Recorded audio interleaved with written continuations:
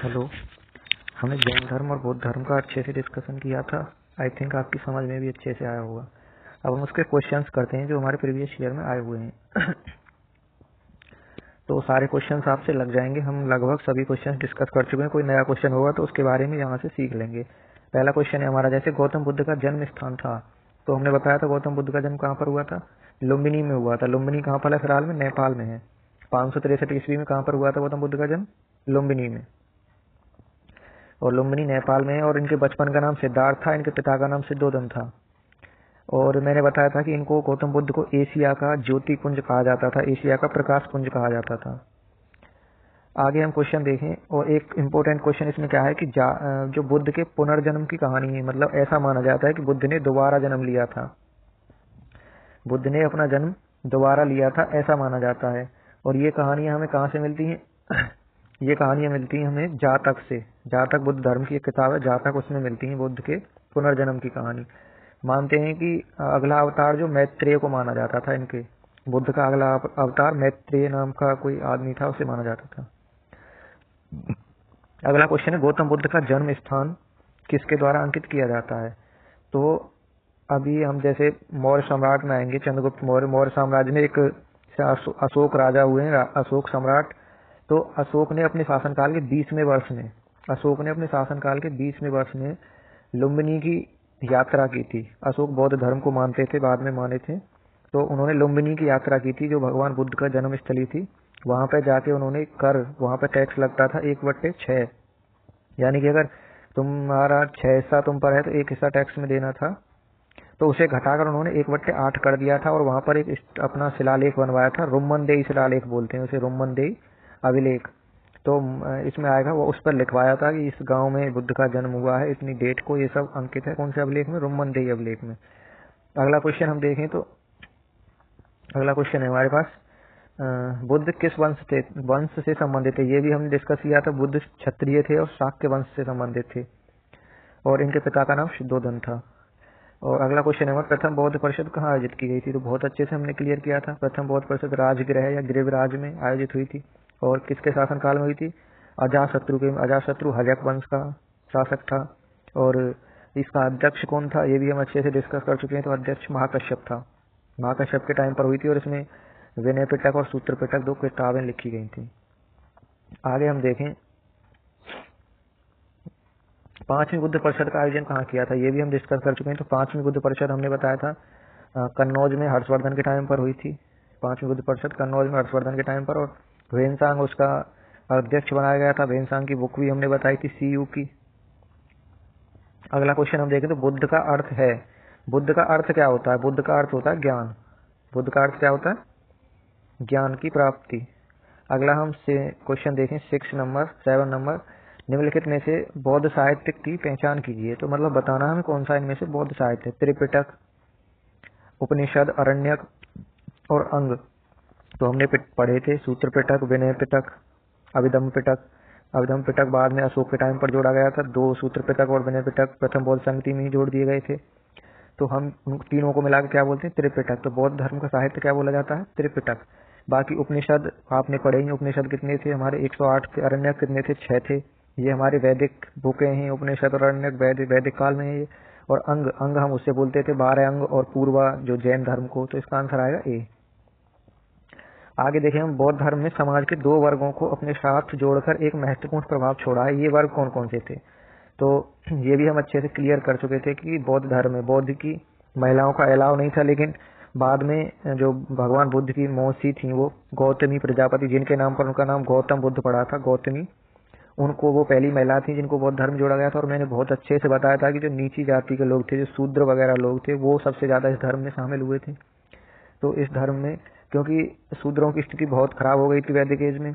वैदिक एज में जो नीची जाति के लोग थे, वो सर उठा के भी नहीं चल सकते थे और किसी के सामने भी नहीं आ सकते थे। मतलब ब्राह्मण ज्यादा वहां पर पाखंड कर दिया था उन्होंने, और बहुत ज्यादा छुआछूत और जाति प्रथा चलाती थी। तो इस वजह से लोगों का जो मत है, वो बौद्ध धर्म, जैन धर्म, जो तरह तरह के धर्म आ रहे थे, नीची जाति के लोग, वहां पर इन्हें सम्मान मिल रहा था। जहाँ गौतम बुद्ध बैठते हैं उनके साइड में बैठना मिलता था। और जो वैदिक एज में क्या हुआ था, जब 1000 से 600 BC में वहाँ पर इनकी स्थिति बहुत खराब हो गई थी, इनको कोई पास में खड़े भी नहीं होने दिया जा रहा था। यहाँ इन्हें सम्मान मिल रहा था तो ये कन्वर्ट हो गए थे, धर्म अपना धर्म बदल लिया तो बौद्ध धर्म में चले गए। और आपको एक बढ़िया बात बताऊँ मैं, जो हिंदू हमारे संविधान के अकॉर्डिंग, भारत के संविधान के अकॉर्डिंग हिंदू धर्म के अंदर ही आते हैं बौद्ध धर्म, जैन धर्म और सिख धर्म। इन तीनों धर्म को संविधान में अलग नहीं माना गया है, इनको हिंदू धर्म के ही ब्रांच मानी गई है अलग अलग ही। क्योंकि ये आपको पता भी चल रहा होगा क्यों हिंदू धर्म माना गया, क्योंकि पीछे से वेदों में से निकाल के अपनी भाषा में कन्वर्ट करके लोगों को समझाने का काम किया था इन्होंने, कोई अलग धर्म नहीं था। चलो आगे देखते हैं हम। बुद्ध ने अपना प्रथम प्रवचन कहाँ दिया था, बहुत अच्छे से क्लियर किया था हमने। बुद्ध ने अपना प्रथम प्रवचन उत्तर प्रदेश में कहा, वाराणसी में कहा, सारनाथ में, और सारनाथ में दिया था हमने मृगदाव या ऋषिपतन, अच्छे से किया था हमने। तो इसका आंसर सारनाथ आएगा। और इस घटना को हम क्या बोलते थे, धर्म चक्र परिवर्तन। बुद्ध के जो प्रथम बार उन्होंने उपदेश दिया था उस घटना को क्या बोलते थे, धर्म चक्र परिवर्तन। आगे हम देखें तो बौद्ध धर्म में से निम्नलिखित मतों पर विश्वास करता है। बौद्ध धर्म इनमें से किन मतों पर विश्वास करता है? तो पहला ऑप्शन है दुनिया दुखों से भरी हुई है, ये एकदम सही है। बुद्ध ने पहली बात यही बोली थी कि दुनिया में दुख ही दुख है। अच्छे से बताया था हमने, लोगों को दुख उनकी इच्छाओं के कारण होते हैं, तो ये भी ठीक बात है। उन्होंने भी कहा था कि लोगों को दुख इच्छा के कारण होते हैं और इच्छाओं पर काबू पा लिया जाए तो निर्वाण मिल जाएगा, ये भी ठीक बात है। ईश्वर और परमात्मा के अस्तित्व को स्वीकार करना चाहिए। ये हमने जब बौद्ध और जैन का कंपैरिजन किया था लास्ट में कि बौद्ध क्या मानते थे, जैन क्या मानते थे, उसमें क्लियर किया था हमने कि ये दोनों धर्म, बौद्ध धर्म और जैन धर्म, इस ईश्वर के अस्तित्व को नहीं मानते थे। ये नास्तिक धर्म थे, ये कर्म पर विश्वास करते थे कि हम जैसा कर्म करेंगे ऐसा हमें फल मिलेगा। तो इसके आंसर सही होगा A, B, C। 3 सही है, पहले वाले D गलत है, इसका C आंसर आ जाएगा। अगला क्वेश्चन देखें हम। धातु से बने सिक्के सबसे पहले प्रकट हुए थे। तो हमने अभी पीछे देखा था, उसमें जब हम पढ़ रहे थे वैदिक एज में एक सोने का टुकड़ा चलता था, निष्क बोलते थे जिसे। उसके बाद में हमारे जो बौद्ध के काल में हमें कुछ धातु से बने हुए सिक्के भी मिले हैं, जिन्हें हम पंचमार्क या आहत सिक्का बोलते थे। पंचमार्क या आहत सिक्का क्या होता है कि कोई भी धातु होगी उनकी, उसे लेके उस पर एक मोहर जैसा लगा दिया जाता था, वो हो जाता था पंचमार्क या आहत सिक्का। कुछ तांबे वगैरह के मिले हैं, बाकी कुछ नहीं। प्रसिद्ध बौद्ध धर्म की रचना निम्नलिखित में से कौन सी है? मतलब प्रारंभिक बौद्ध धर्म ग्रंथों की रचना किसमें की गई थी? ये भी हमने जब हमने कंपैरिजन किया था लास्ट में बौद्ध और जैन में, तो हमने देखा था कि बौद्ध धर्म की जो भाषा थी वो क्या थी, पाली भाषा थी, और जैन धर्म की भाषा क्या थी, प्राकृत थी। तो बौद्ध धर्म की जो शुरुआत में भाषा क्या थी, पाली थी। सब कुछ ये विनय पिटक, सूत्र पिटक, अवधम पिटक, ये सब पाली भाषा में लिखे गए हैं। वहाँ पे आम बोलचाल जो जनरल लोग। अब ये धर्म उदय होने का कारण क्या था? हमारे वेद लिखे हुए थे संस्कृत भाषा में, और संस्कृत जो आम जनता थी हमारी वहाँ की, उसकी समझ में नहीं आता था उस टाइम की। वहाँ पे पाली भाषा चलती थी, प्राकृत चलती थी। तो इन लोगों ने क्या किया, उनको कन्वर्ट किया अपनी भाषा में, उनकी जो अच्छी अच्छी चीजें हैं वो अपने धर्म बना दिया अलग से, उनको जनरल भाषा में समझा दिया अपना, बिल्कुल जो वहाँ की देसी भाषा थी उसमें पाली भाषा में। तो बौद्ध धर्म पाली भाषाओं में है, ये ध्यान रखना। बाद में कुछ संस्कृत में भी लिखे गए, लेकिन शुरुआत में पाली में ही थे। आगे देखें हम। आरंभ बौद्ध साहित्य किस भाषा में रचे गए थे? तो बौद्ध साहित्य पाली भाषा में ही रचे गए थे, ठीक है, वही है बिल्कुल। अगला क्वेश्चन हम देखें। निम्नलिखित में से बौद्धों का पवित्र ग्रंथ कौन सा है? तो आपको पता है उपनिषद। उपनिषद किसमें थे? वेदों में थे, और वैदिक काल में आ गए उपनिषद, तो 108 उपनिषद से।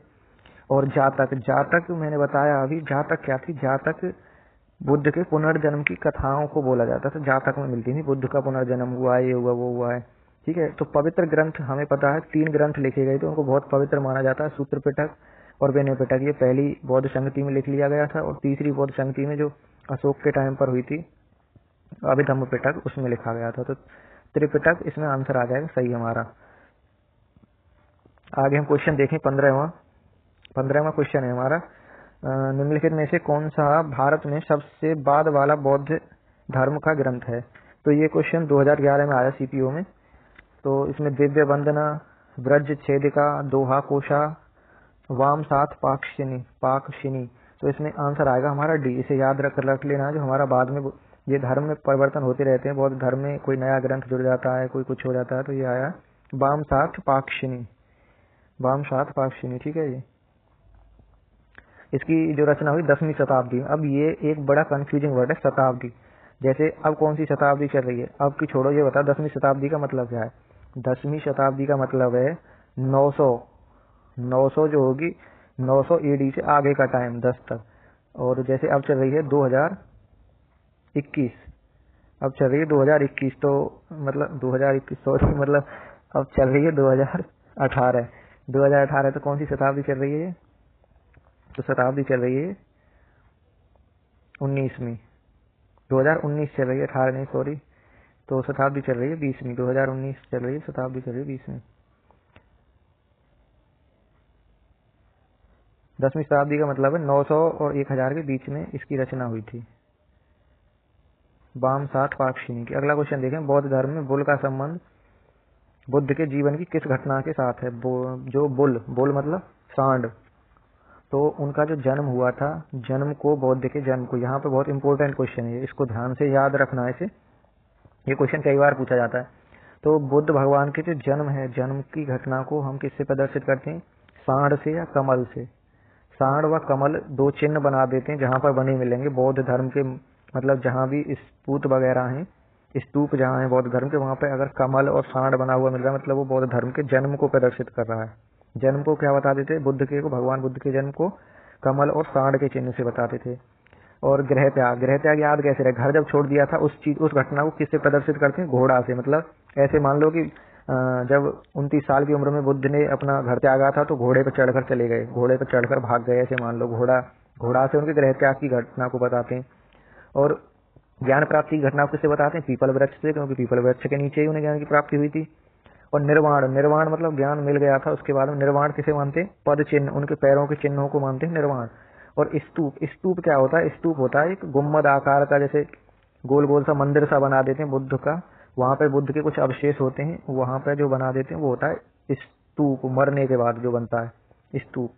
तो स्तूप का संबंध, जहाँ स्तूप बने हुए हैं वहां पे बुद्ध की मृत्यु से संबंध है। तो ये चार चीजें बहुत इंपॉर्टेंट है, पेपर में पूछी जाती है। कमल व सांड का संबंध किससे? बुद्ध के जन्म से। और घोड़े का संबंध किससे? जब बुद्ध घर छोड़कर गए थे। और ज्ञान से संबंध किसका है? पीपल के वृक्ष का। और पद चिन्ह से संबंध है निर्वाण का। और स्तूप से संबंध है महापरिनिर्वाण का। महापरिनिर्वाण मतलब परलोक से धाड़ जाना, ठीक है जी। और महाभिनिष्क्रमण गृह त्याग की घटना को बोलते थे, जैसे ऑप्शन इसमें बी है। महापरिनिर्वाण गृह त्याग मतलब जब मर गए थे वो से बोलते थे। सारी घटना सब कुछ अच्छे से डिस्कस किया है, सारे क्वेश्चन बन जाएंगे, कोई भी अलग क्वेश्चन नहीं है। भारत में 5वीं शताब्दी के प्राचीन विश्वविद्यालय की स्थापना, जैसे अभी आया 5वीं शताब्दी, तो 5वीं शताब्दी का मतलब क्या है? 5वीं शताब्दी का मतलब है 400 से लेकर 500 के बीच में बना था कौन सा विश्वविद्यालय? तो हमारा बना था नालंदा विश्वविद्यालय। कुमार गुप्त के टाइम पर, गुप्त शासन चल रहा था उस समय, गुप्त शासकों का शासन, तो कुमार गुप्त के समय पर नालंदा विश्वविद्यालय बना था। तो पेपर में क्वेश्चन आता है नालंदा विश्वविद्यालय कब बना था? तो 5वीं शताब्दी में। और नालंदा विश्वविद्यालय के जो संस्थापक थे वो कौन थे? कुमार गुप्त, दोनों याद रखने। और जो हेनसांग था, जो हर्षवर्धन के टाइम पर आया था, उसने यहाँ पर 18 महीने रहकर अध्ययन भी किया था, वो यहाँ पर पढ़ा था हेनसांग इस स्कूल में, नालंदा विश्वविद्यालय में। अगला क्वेश्चन देखें, बौद्ध को प्रबोध कहाँ प्राप्त हुआ था? प्रबोध का मतलब क्या होता है? प्रबोध का मतलब भी ज्ञान होता है, ज्ञान। तो ज्ञान कहाँ प्राप्त हुआ था बौद्ध को? बोध गया में ज्ञान प्राप्त हुआ था, पीपल वृक्ष के नीचे। ये हम अच्छे से कर चुके हैं। अगला क्वेश्चन हम देखें तो बुद्ध, धम्म और संघ, सबसे पहले हमने यही किया था, बुद्ध, धम्म और संघ मिलकर क्या बनते थे? त्रिरत्न बनते थे। बुद्ध धर्म के क्या बनते थे? त्रिरत्न बनते थे। मतलब जब कोई नया आदमी कोई भी बुद्ध धर्म ज्वाइन करता था तो उस पर एक सूत्र, मतलब वो बुलवाया जाता, श्लोक बुलवाया जाता कि बुद्धम शरणम गच्छामि, धम्मम शरणम गच्छामि और संघम शरणम गच्छामि। मतलब बुद्ध की शरण में आओ, धम्म की शरण में आओ और संघ की शरण में आओ। और वो ऐसा बोल के फिर उसे बुद्ध धर्म अपना लिया, ये मान लिया जाता था। इच्छा सबका कारण है, इसका प्रचार करने वाला धर्म कौन सा था? इच्छा सब कष्टों का कारण है, तो बौद्ध धर्म ही करता था। बुद्ध के पवित्र अवशेषों पर निर्मित गुंबदाकार छत वाली अर्धगोलाकार संरचना को क्या कहा जाता है? तो ऐसे गुंबद सा बना के उसे स्तूप बोला जाता है, स्तूप, ठीक है। स्तूप को हम चैत्य भी बोलते हैं। निम्नलिखित में कौन सा शासक बुद्ध का समकालीन था? मतलब बुद्ध का समकालीन नहीं था, इसमें गड़बड़ है थोड़ी सी, तो ये होगा नहीं था। तो हमें पता है बिंबिसार था हर्यक वंश का, हर्यक वंश का संस्थापक था बिंबिसार बुद्ध के समकालीन था।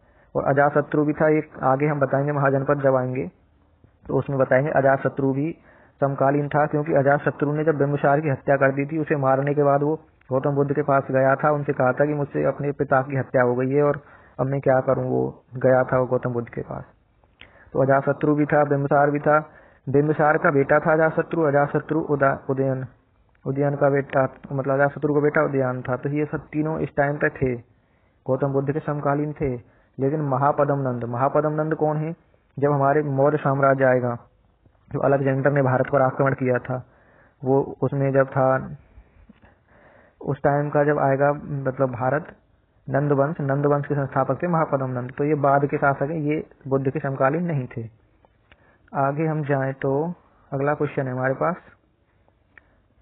बुद्ध की मृत्यु किस वर्ष में हुई थी? 483 ईसा पूर्व में हुई थी, कुशीनगर में। बताया था मैंने पावापुरी में, उसने अपना जो शिष्य था उसके यहाँ पर सुअर का मांस खाने से उनकी तबीयत खराब हो गई थी। उसके बाद में वो कुशीनगर चले गए थे। उस घटना को महापरिनिर्वाण बोलते हैं। 80 साल की उम्र में मरे थे। भारतीय इतिहास के निम्नलिखित युगों में से किसके दौरान क्षत्रिय एक विशिष्ट पहचान रखते थे? तो ये क्वेश्चन कॉन्सेप्चुअल क्वेश्चन है। अगर तुम्हें ध्यान से सुना होगा तो मैं पहले से कह रहा हूँ कि बौद्ध धर्म में, मतलब वैदिक एज में, जो वैदिक काल था हमारा, उसमें ब्राह्मणों की स्थिति, जो ऋग्वैदिक काल था, खासतौर से ऋग्वैदिक काल 1000 से 600 बीसी के बीच में, उसमें ब्राह्मण बहुत इकोनॉमिकली और मेंटली और मतलब हर तरह से, राजनीतिक तौर से, सामाजिक तौर से ब्राह्मण वर्ग बहुत ही अच्छे लेवल पर आ चुका था। उसकी पहचान बहुत ज्यादा, उसकी विशिष्ट पहचान बना चुका था। और क्षत्रिय, शूद्र और इनकी स्थिति बहुत खराब होती जा रही थी। तो बौद्ध, पता है बुद्ध, भगवान बुद्ध क्षत्रिय वंश के ही थे, शाक्य वंश के थे। तो इनके टाइम पर, बौद्ध जैन के टाइम पर क्षत्रिय वंश एक विशिष्ट पहचान रखता था बुद्ध के युग में। ठीक है जी। अगला क्वेश्चन आता है हमारा, जो हम आगे पढ़ेंगे, महाजनपद। तो महाजनपद की जो सूची मिलती है कि 16 महाजनपद थे भारत में, वो कहाँ से मिलती है? अंगोत्तर निकाय से। कहाँ से? अंगोत्तर निकाय बुद्ध कालीन ग्रंथ है, बुद्धों का ही ग्रंथ है। अब पेपर में कैसे पूछ लिया है सीडीएस में कि अंगोत्तर निकाय किस भाषा में लिखा गया है? अगर तुम्हें पता है अंगोत्तर निकाय बुद्ध का ग्रंथ है, मतलब बुद्ध धर्म का ग्रंथ है, तो तुम कर दोगे कि बुद्ध धर्म की भाषा क्या थी? पाली में लिखा गया। ऐसे पूछ लिया जाता है क्वेश्चन। महावीर कौन थे? तो महावीर स्वामी हमें पता है 24वें तीर्थंकर थे, लास्ट तीर्थंकर थे जैन धर्म के। तो महावीर स्वामी 24 में तीर्थंकर थे। ठीक है जी। और 23 में कौन थे? पार्श्वनाथ थे, हमने पढ़ा था इनके बारे में। भारत में जैन धर्म का संस्थापक किसे माना जाता है? भारत में जैन धर्म का संस्थापक किसे माना जाता है? क्वेश्चन थोड़ा टफ है। टफ क्यों है? लेकिन हम ऑप्शन देखें तो बिल्कुल आसान है, क्योंकि इसमें दिया हुआ गौतम, चंद्रगुप्त, अशोक। चंद्रगुप्त अशोक का तो कोई लेना देना नहीं, गौतम बुद्ध बुद्ध धर्म से थे, तो महावीर स्वामी आ जाएगा। लेकिन यही क्वेश्चन अगर मैं ऐसे आ जाए कि जैन धर्म का संस्थापक कौन था, और ऑप्शन में हो महावीर स्वामी, ऋषभदेव, तो आंसर हम ऋषभदेव लगाएंगे, क्योंकि प्रथम तीर्थंकर ऋषभदेव थे। अगर ऐसे आ जाए क्वेश्चन की जैन धर्म का वास्तविक संस्थापक कौन है, तो महावीर स्वामी होगा। ठीक है जी। ऋषभदेव थे प्रथम तीर्थंकर, और ऋषभदेव को आदिनाथ भी बोला जाता था। और इनका उल्लेख ऋग्वेद में मिलता है। 22 में जो तीर्थंकर थे अरिष्टनेमी, इन दोनों का उल्लेख किसमें मिलता है? ऋग्वेद में मिलता है। अगला क्वेश्चन हम देखें, वर्धमान महावीर ने परिनिर्वाण कहाँ प्राप्त किया? महावीर को कहाँ प्राप्त हुआ था परिनिर्वाण? परिनिर्वाण का मतलब समझ गए ना, परलोक सधार जाना, परिनिर्वाण हो गया उनका मतलब कहाँ जाके मरे थे वो? तो पावापुरी में मरे थे महावीर स्वामी। ठीक है जी। अगला देखें हम, जैन साहित्य को क्या कहते हैं? जैन साहित्य को अंग बोलते हैं। त्रिपिटक हो गया हमारा बौद्ध, और वेद हम जानते हैं, और अंग हो गया क्या? जैन साहित्य। जैन साहित्य को आगत, आगत मतलब सिद्धांत कहा जाता है।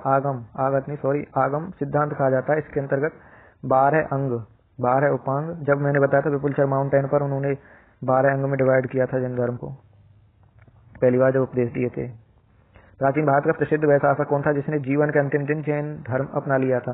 तो मैंने बताया था कि जब पहली जैन संगति हुई थी, पहली जैन परिषद हुई थी लगभग 300 बीसी पूर्व में, जो लगभग 300 बीसी में पाटलिपुत्र में हुई थी। तो स्थूलबाहु और भद्रबाहु दो नाम बताए थे। स्थूलबाहु नाम का एक, मतलब मौर्य साम्राज्य में चंद्रगुप्त के टाइम पर अकाल पड़ गया था, तो चंद्रगुप्त ने जैन धर्म की शिक्षा दीक्षा ली थी किससे? भद्रबाहु से। और भद्रबाहु उन्हें लेकर कहाँ चला गया था? कर्नाटक। कर्नाटक में कहा? श्रवण बेलगोला में संलेखना के द्वारा चंद्रगुप्त ने अपने प्राण त्याग दिए थे। तो ये कह रहा अंतिम दिनों में, तो जीवन के अंतिम दिनों में चंद्रगुप्त ने क्या अपना लिया था? जैन धर्म अपना लिया था। ठीक है जी। ये हम बहुत अच्छे से डिस्कस किया हमने। अगला क्वेश्चन है, दक्षिण भारत में प्रसिद्ध जैन केंद्र है। तो जैन केंद्र मतलब वहां पे बहुत अच्छा उनका केंद्र, मंदिर बन गया, सब कुछ बन गया, पूजा होने लगी। कौन सा है वो? श्रवण बेलगोला। यहाँ पे एक दक्षिण भारत का बहुत अच्छा क्वेश्चन आता है कि गोमतेश्वर की मूर्ति कहाँ है? पहला तो यही आएगा। तो गोमतेश्वर की मूर्ति कहाँ पर है? श्रवण बेलगोला में। ये किसने बनवाई थी? तो ये बनवाई थी चामुंडा राय ने सॉरी आगे हमारे थोड़े से क्वेश्चन और रह गए हैं। जैसे कि भगवान बुद्ध ने कुशीनगर में अपने प्राण त्यागे थे, ये हमें पता है, जिसे महापरिनिर्वाण बोलते हैं। लास्ट में जब पावापुरी में उन्होंने पावापुरी से वापस आ गए थे कुशीनगर, तो वहां पे अपने प्राण त्याग दिए थे। बुद्ध ने अपना प्रथम धर्म उपदेश सारनाथ में दिया था। बुद्ध के जो बौद्धवाद हैं उनमें ज्यादातर प्रयोग क्या किया गया, प्रचार में पाली भाषा, ये भी ठीक है। और त्रिपिटक कौन कौन से थे, सूत्र पिटक, विनय पिटक, उधम पिटक, कौन से धर्म के थे, जैन बौद्ध धर्म के थे। अजंता की गुफाओं, अब कहाँ पे आते हैं, अजंता की गुफाओं पर उत्कीर्ण कुछ कलाकृति संबंधित हैं। अजंता की गुफाएं, अजंता एलोरा की गुफाएं मुंबई में आएंगी, ये महाराष्ट्र में। तो अजंता की गुफाओं पर गुप्त काल के चित्र थे। अब देखो, हम इसीलिए तो कहते हैं हिस्ट्री में जो है रिवाइज बहुत जरूरी है। हमने एक पढ़ा था शुरुआत में, भीमबेटका गुफा। भीमबेटका गुफा कहाँ, मध्य प्रदेश में। उसमें जो है पाषाण काल, पुरा पाषाण काल और मध्य पाषाण काल, इन तीनों कालों के जो चित्रकारी है वो मिलती है। और ये कौन सी गुफा है, अजंता गुफा, इसमें गुप्त काल की चित्रकारी मिलती है। आगे देखें हम, चित्रकला की गंधार शैली का सूत्रपात किसके द्वारा माना गया था। तो जब हमें पता चौथी बौद्ध संगति हुई थी कनिष्क के टाइम पर, तो बौद्ध धर्म दो पार्ट में बट गया था, हीनयान और महायान। तो महायान जो संप्रदाय था, महायान को गंधार शैली का सूत्रपात्र माना जाता है। ठीक है। बौद्ध के विश्वास के अनुसार गौतम बुद्ध का अगला अवतार किसे माना जाता है, मैत्रेय को माना जाता है। और प्रसिद्ध अजंता गुफाओं में उत्कीर्णन का काम सबसे पहले सातवाहन, ये सारे पता चलिए गुप्त वंश सातवाहन आगे आएंगे, ये सारे आ जाएंगे। अफगानिस्तान में बुद्ध की दो विशाल मूर्तियों को बामियान में नष्ट किया गया था। तो ये क्वेश्चन कई बार आ चुका है, कई एग्जाम में आ चुका है कि बामियान के बुद्धा कहाँ है। ज्यादातर क्वेश्चन आता है बामियान के बुद्धा कहाँ है। बामियान में भगवान बुद्ध की खड़ी हुई मूर्ति थी, मतलब भारत वगैरह में ज्यादातर बैठे हुए बुद्ध, बैठी हुई मात्र, मतलब जो आसन पर बैठे हुए दिखाए जाते हैं बुद्ध, लेकिन यहाँ पे खड़ी हुई मूर्ति थी, खड़े हुए पूरे बुद्ध। और इन्हें बोला जाता है बामियान के बुद्धा। कहाँ पर ही, अफगानिस्तान में। इनको नष्ट कर दिया था तालिबान ने। तालिबान आतंकवादी संगठन है अफगानिस्तान का। तमिल का गौरव ग्रंथ, तमिल मतलब नीचे साइड में जो दक्षिण भारत में तमिलनाडु की तरफ, तमिल का गौरव ग्रंथ जीवक चिंतामणि किस धर्म से संबंधित है, तो जैन धर्म से। ये याद रखना बहुत जरूरी है, जीवक चिंतामणि। अब पेपर में कैसे पूछ लेगा, जीवक चिंतामणि किस भाषा में लिखा है। अगर तुम्हें पता है कि जैन धर्म के ग्रंथ किस भाषा में लिखे जाते थे प्राकृत में, तो प्राकृत आंसर लगा दोगे। लेकिन यह है तमिल का ग्रंथ, तो तमिल भाषा में लिखा गया होगा। ठीक है जी। जैनियों के प्रथम तीर्थकर कौन थे, तो पहले तीर्थकर थे ऋषभदेव, जिनको आदिनाथ भी बोला जाता था, और ऋग्वेद में इनका नाम का उल्लेख मिलता है। अगला क्वेश्चन हम देखें तो लॉर्ड महावीर की मृत्यु, महावीर स्वामी की मृत्यु मल्ल गणराज्य की राजधानी पावापुरी में हुई थी, ये भी हमने देखा था। और महावीर की माता का नाम त्रिशला था। ठीक है। लॉर्ड महावीर का 26वां महोत्सव 2000 ईस्वी में मनाया गया। ये ऑब्सोलीट क्वेश्चन है, अब नहीं आएगा, पुराना हो चुका है। महावीर का जन्म, महावीर किस गोत्र के थे, क्षत्रिय गोत्र से थे। और जात्रक, क्षत्रिय में भी किसमें, जात्रक गोत्र से थे, ये भी हमने कर चुके हैं। ठीक है, थैंक यू।